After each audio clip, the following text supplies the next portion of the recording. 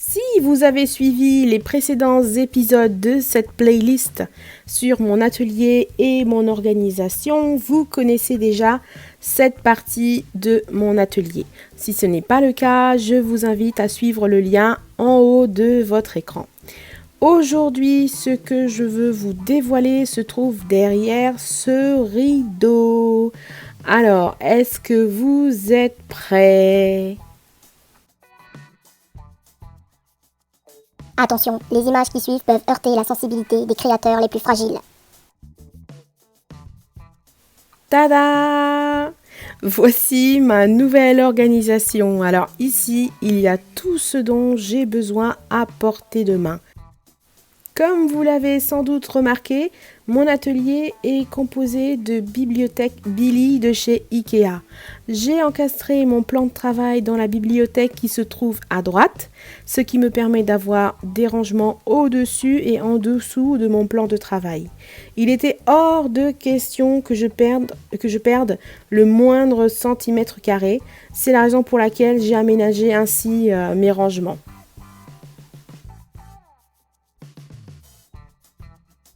Alors, bien sûr, avant de construire le rayonnage, j'ai d'abord réfléchi et étudié la question. Ce que j'utilise le plus souvent devait être absolument dans ce meuble. Pour le réaliser, j'ai eu besoin de beaucoup de cartons, de colle chaude, d'une règle, d'un excellent cutter, ça j'y tiens, un excellent cutter et beaucoup de patience et de temps. C'est le prix à payer et je trouve que ça en valait la peine.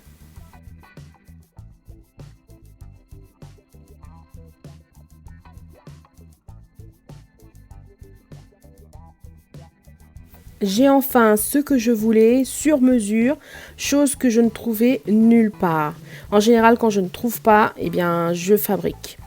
C'était assez facile à réaliser. Ce qui m'a le plus pris de temps, on va dire, c'était surtout la découpe ainsi que la confection des tiroirs. Je pense que vous avez compris comment je m'y suis prise, mais si toutefois vous désirez un tuto, n'hésitez pas à m'en faire part. Si vous vous demandez pourquoi je ne tire pas plus le rideau, eh bien c'est volontaire et bien évidemment j'ai caché car ça fera l'objet d'une future vidéo et vous verrez ce qui se cache derrière ce fameux rideau. Alors si vous n'êtes pas encore abonné, c'est le moment de le faire et n'oubliez pas de sonner la petite cloche pour être averti dès qu'une de mes vidéos sera publiée.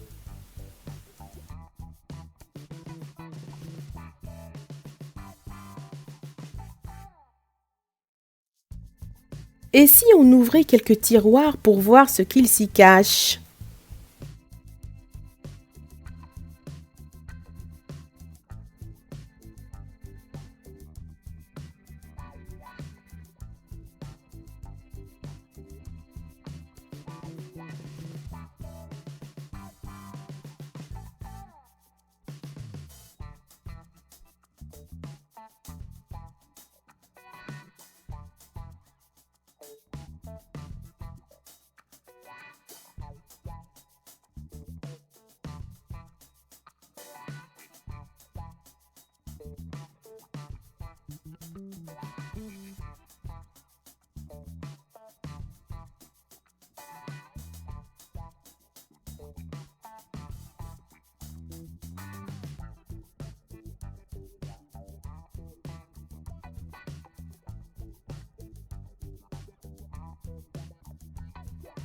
Ici, dans ces tiroirs, c'est là où je range mes perles. Je les ai triées par catégorie, les perles rondes, les perles plates, d'hiver, les gourmandises, les fleurs, etc.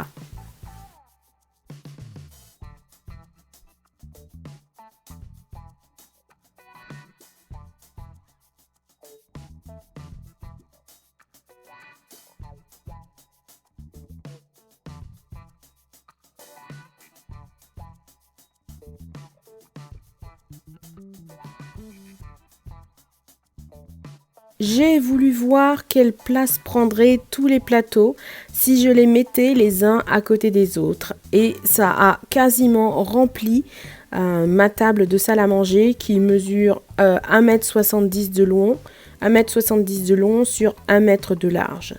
Ce que vous voyez là représente des années de création.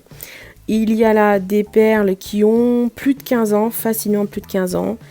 Et c'est là que je me rends compte quand même que le temps passe vraiment trop vite.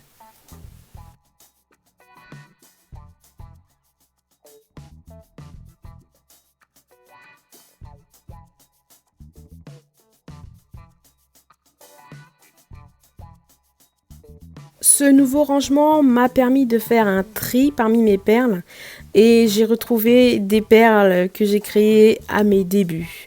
Et j'ai un conseil à vous donner par rapport à ça, c'est ne jetez jamais vos créations que vous estimez ratées, car avec l'expérience que vous allez acquérir dans le temps, vous pourrez ensuite apporter des rectifications, corriger justement ces perles que vous trouviez moches et ou bien l'incorporer dans une création, dans une nouvelle création avec les techniques que vous avez acquises.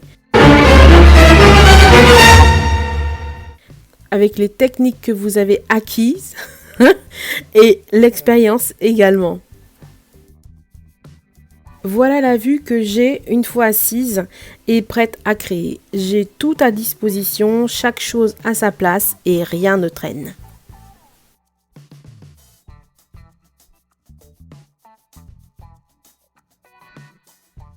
Nous voilà à la fin de cet épisode sur mon organisation.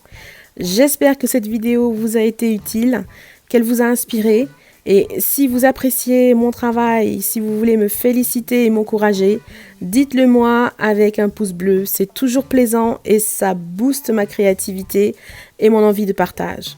Si vous me découvrez à travers cette vidéo et que vous aimez ce que je fais, n'oubliez pas de vous abonner. Allez jeter également un coup d'œil sur ma page Facebook et ma page Instagram où je partage plus régulièrement.